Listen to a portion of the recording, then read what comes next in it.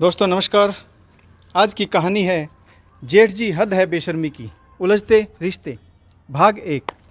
कहानी शुरू करने से पहले जो भी चैनल पर पहली बार आए हैं चैनल को सब्सक्राइब करें और ऑल का आइकन जरूर प्रेस करें ताकि हमारी आने वाली सभी कहानियाँ आप तक सबसे पहले पहुँचें। तो चलिए शुरू करते हैं आज की एक नई कहानी। आभा और प्रभा दोनों सगी बहनें थीं। आभा रंग रूप और कद काठी में छोटी बहन प्रभा से 21 थी।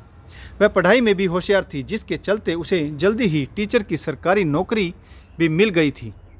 दूसरी तरफ प्रभा जो छोटी थी, कद काठी में भी सामान्य थी, परंतु नैन नक्श दोनों बहनों का मिलता था। प्रभा पढ़ाई में भी बहुत तेज नहीं थी, यही कारण था कि वह अपने पैरों पर खड़ी नहीं हो पाई। आभा हर चीज़ में प्रभा से अच्छी थी, परंतु किस्मत के हाथों मात खा गई। उसका एक पैर बचपन में ही लकवाग्रस्त हो गया था। बहुत अधिक इलाज करवाने के बाद भी पैर में लचक रह गई थी, जिसके चलते उसका रिश्ता नहीं हो पा रहा था। वह बड़ी थी, जो भी लड़के वाले उसे देखने आते वैसे तो वह उन्हें पसंद आ जाती थी, परंतु पैर में लचक के कारण उनकी उंगली छोटी बहन प्रभा पर जाकर टिक जाती। लड़के वाले कहते, वैसे तो आपकी बड़ी लड़की छोटी लड़की से सुंदर है, परंतु उसकी पैर के लचक के चलते हम उसे अपने घर की बहू नहीं बना सकते। आप चाहे तो आपकी छोटी लड़की का रिश्ता हमारे बेटे के साथ कर सकते हैं। कई सालों तक ऐसा ही चलता रहा। अंत में आभा ने लड़के वालों के सामने जाने से मना कर दिया। उसने अपने पिता से कह दिया कि वह शादी ही नहीं करना चाहती। आप छोटी बहन प्रभा की शादी कर दीजिए। आभा ने छोटी बहन को अपनी कसम देते हुए कहा, देखो प्रभा, तुम्हारे लिए जिस भी लड़के का रिश्ता आए तुम इस बार हाँ कह देना। मेरी वजह से अपनी ज़िंदगी के खूबसूरत पलों को बर्बाद मत करो। मेरी किस्मत में शादी लिखी होगी तो वह तुम्हारी शादी के बाद भी हो जाएगी, और यदि नहीं तो तुम उसमें कुछ नहीं कर सकती। होगा वही जो किस्मत में लिखा होगा। पिताजी की भी उम्र हो चली है, वह कब तक हमारे लिए जूतियाँ घिसाते फिरेंगे।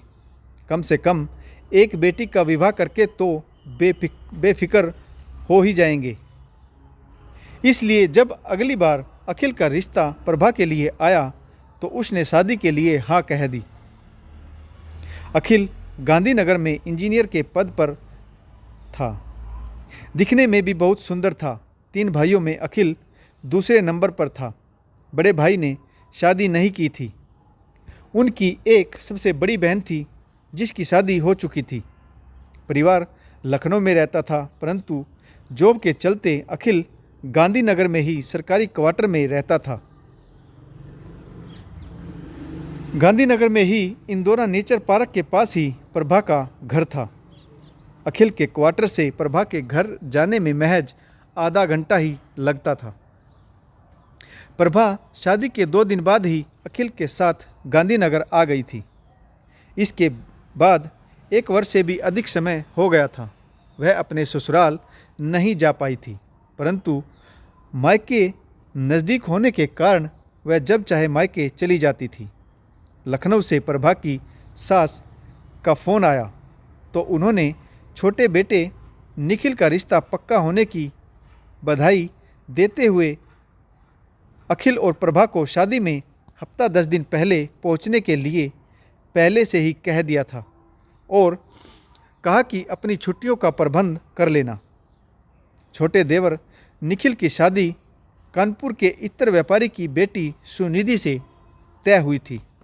देखते ही देखते शादी का समय भी नज़दीक आ गया। प्रभा ने गांधीनगर से बहुत सारी शॉपिंग की और अपनी छोटी देवरानी, सास व ननद के लिए भी महंगी महंगी साड़ियाँ खरीदी। अखिल ने शादी से 1 सप्ताह पहले छुट्टियाँ ले ली और गर्मी के प्रकोप को देखते हुए फर्स्ट क्लास एसी की टिकट बुक करवा दी। गांधीनगर से लखनऊ तक का लंबा सफ़र तय करके प्रभा और अखिल अपने छोटे भाई निखिल की शादी में पहुँचे। स्टेशन पर ट्रेन के लखनऊ पहुंचने से पहले ही घर फोन कर दिया था, इसलिए बड़ा जेठ उद्धव व देवर निखिल गेट पर ही इंतजार में खड़े थे। जेठ जी को देखते ही प्रभा ने सिर पर पल्लू ढक लिया। टैक्सी में सामान छोटे देवर निखिल ने रख दिया। प्रभा आगे बढ़कर अपने जेठ उद्धव के पैर छूने लगी तो वह पीछे हट गई। उन्होंने कहा, अरे प्रभा, यह मॉडर्न ज़माना है, तुम हाय हेलो किया करो। यह पैर छूने का सिस्टम पुराना हुआ। वक्त के साथ कदम से कदम मिलाकर चलो, छोड़ो यह रूढ़िवादी परंपरा। प्रभा धीमी आवाज में नमस्ते भैया कहकर आगे बढ़ गई। प्रभा के ससुर के मकान में 5 कमरे, बड़ा लॉन और एक बड़ी शानदार बैठक पुश्तैनी बने हुए थे। बैठक में बैठे ससुर के पैर छूकर प्रभा अंदर कमरे में चली गई। अखिल वहीं अपने पिता के पास बैठ गया। छोटे देवर निखिल ने प्रभा का सामान ऊपर वाले कमरे में पहुंचा दिया। कमरे में बड़ी ननंद व सास आने वाली नई बहू के लिए बरी यानी चढ़ावे का सामान संदूक में लगा रही थी। प्रभा ने सास के पैर छुए, फिर ननंद के पैर छूकर आशीर्वाद लिया। प्रभा वहीं सास ननंद के पास बैठकर बरी की संदूक तैयार करवाने लगी। सास ने कहा, अब मैं निश्चिंत हो गई हूँ। प्रभा बेटी, सुनिधि के मेकअप किट सजाने की जिम्मेदारी अब तुम्हारी है। ननंद अपनी बेटी को देखने कमरे से बाहर निकल गई। तभी जेठ जी कमरे में आए। अपनी माँ से बोले, क्या माँ, तुमने आते ही प्रभा को काम पर लगा दिया। जरा नहा धो लेने दो, कुछ नाश्ता पानी करने दो, लंबा सफ़र तय करके आए हैं। सासू माँ ने कहा, जाओ बेटी, पहले कुछ खा पी लो। प्रभा अखिल को नाश्ते के लिए बुलाने की खातिर बैठक की तरफ जा रही थी। तभी उसकी नज़र हॉल में डाइनिंग टेबल पर बैठे जेठ जी पर पड़ी। उन्होंने प्रभा को आवाज़ लगाई, अरे प्रभा, यहाँ आ जाओ, सभी यही हैं। अखिल भी जेठ जी के पास नाश्ता करने के लिए डाइनिंग टेबल की कुर्सी पर बैठे थे। टेबल पर गर्म चाय, मट्ठी नमकीन, बिस्किट, सैंडविच और पूड़ियों के साथ उबले हुए आलू की सूखी सब्जी भी थी। प्रभा नाश्ता करने के लिए अखिल के पास वाली कुर्सी पर बैठ गई। ननद जी भी अपनी बेटी को गोद में लेकर नाश्ता करने के लिए आ गई। उन्होंने बैठते हुए कहा, अखिल, मैंने उसी आंटी को खाना बनाने के लिए रखवा दिया है जिसने तुम्हारी शादी में खाना बनाया था। बहुत टेस्टी खाना बनाती हैं। देखो नाश्ता कितना स्वादिष्ट बनाया है। अखिल ने कहा, दीदी, जीजा जी नहीं आए क्या? जेठ जी ने बीच में टोकते हुए कहा, प्रभा, तुम कुछ ले क्यों नहीं रही हो? इन दोनों की तो इकट्ठा होते ही बातें शुरू हो जाती हैं। इन्हें दिखता ही नहीं कि उसके पास कोई और भी बैठा है।